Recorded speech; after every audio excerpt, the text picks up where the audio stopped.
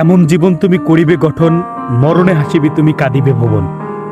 জীবন দশায় এই প্রথম কোনো রাজনীতিবিদদের জন্য এইভাবে মানুষকে কাঁদতে দেখলাম।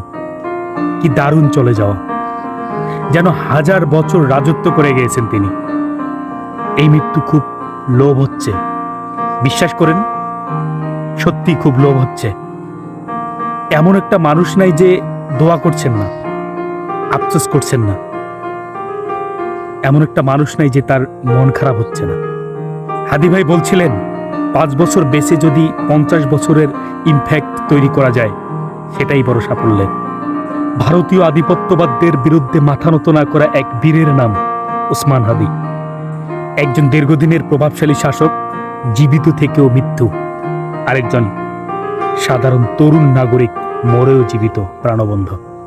ওসমান হাদি মরে নাই, বেঁচে আছে সবার হৃদয়ে, বেঁচে থাকবে যুগ যুগ ধরে।